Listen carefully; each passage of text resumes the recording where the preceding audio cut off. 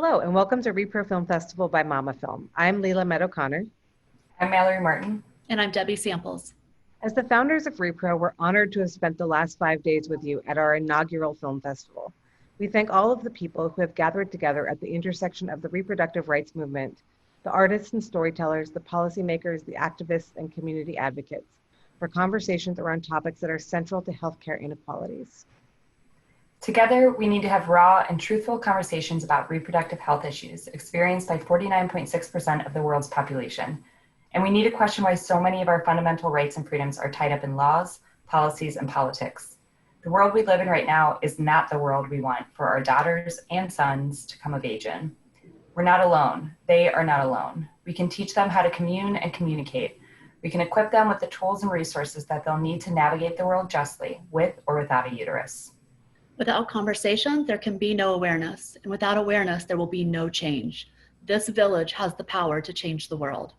We're honored to introduce our keynote speaker, Dr. Kathleen Tarr, founder of the Played Symposium, who will talk about the imperative need for a representation of bodily autonomy in media, which makes a direct influence on public opinion and is also essential to our mission. Welcome, viewers. I am Kathleen Tarr, founder of the Played Symposium on Equity in the Entertainment Industry and Awards, coming to you from the San Francisco Bay Area with gratitude to the Ohlone, the original inhabitants of this land. If you're anything like me, you were born, making you the perfect audience for mama.film's rePRO.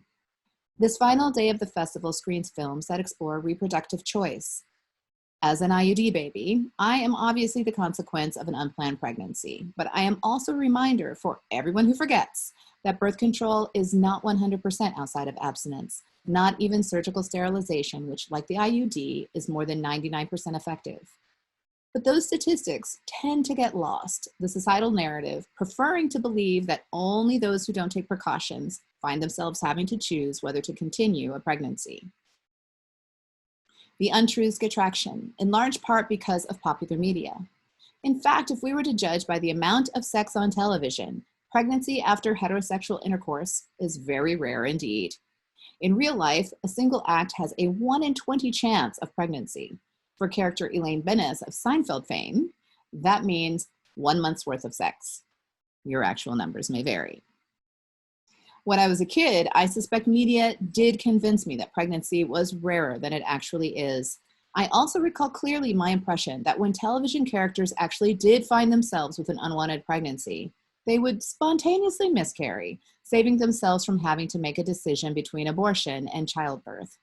In season 2 of Party of Five, it was a main character, Julia Salinger, who found herself wrangling with the idea of an abortion before her uncertainty was abated by miscarriage, a plotline repeated in the film Citizen Ruth, which was released that same year. While even as a child, I suspected the miscarriage trope was a myth, popular media has a way of convincing us of facts not in evidence. Former Missouri Congressman Todd Akin in 2012 seemed to have succumbed to such falsehoods in claiming that abortions are almost always irrelevant for rape victims, thus justifying his co-sponsorship of the No Taxpayer Funding for Abortion Act.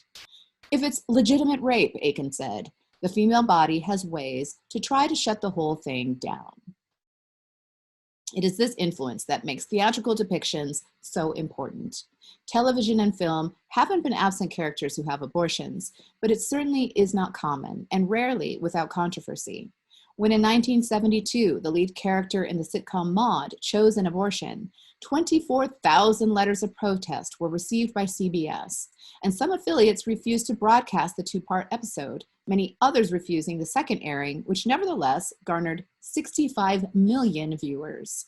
2 months later, in January 1973, the Supreme Court handed down its decision in Roe v. Wade, protecting the liberty to have an abortion without excessive restriction throughout the United States. Public opinion matters, and entertainment shapes that opinion. We wouldn't have that person in the White House otherwise. White evangelical Protestants' significant opposition to the right to choose is pivotal to his support. He wouldn't have the votes otherwise.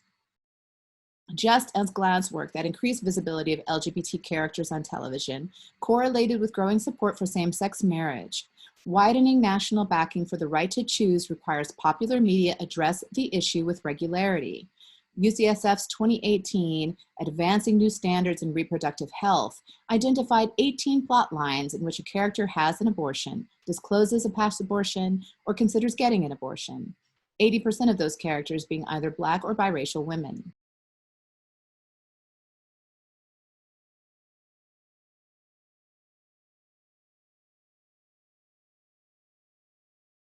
Although the season included a lower proportion of abortions obtained, disclosed, or considered than previous seasons, the higher proportion of disclosures of past abortions suggests a step toward incorporating abortion stories for television characters.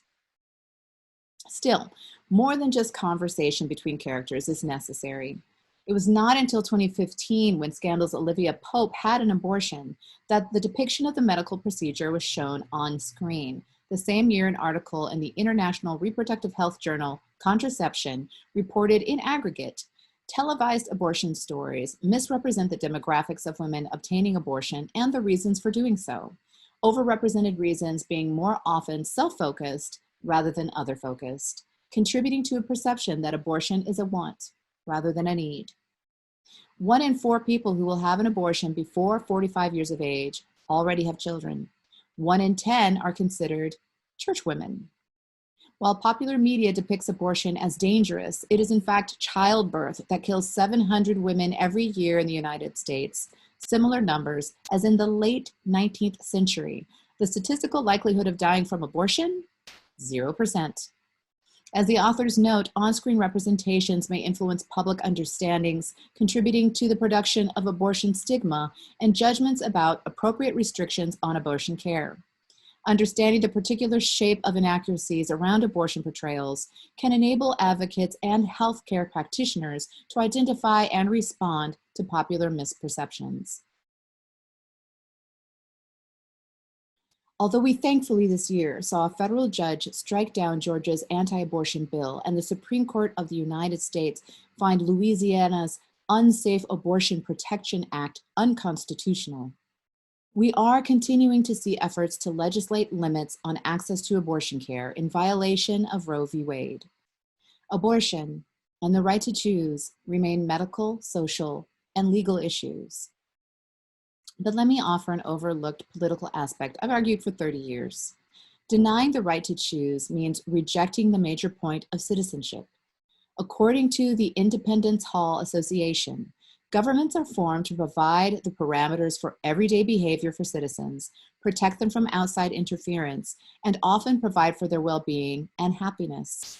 Government's goal of social cooperation concerns influencing behaviors of those who are actually here, something that only manifests if you have already been born. Regardless of your spiritual beliefs about when life begins, citizenship does not begin until birth. When my mother found herself pregnant with me, despite having used an IUD, it was her right as a citizen to decide what to do about her pregnancy. But that's an idea that won't get traction until it becomes popular, just as many human and civil rights languish undersupported until a critical mass is met. Here's where you come in. We have no choice about whether the entertainment industry influences our collective consciousness. We do have a choice in what consciousness is raised. The films you are about to watch all educate and enlighten, helping to usher in more acceptance about not only abortion, but also the complexity of reproductive decisions across the board. The next step is bringing all they offer to the mainstream. Enjoy the show.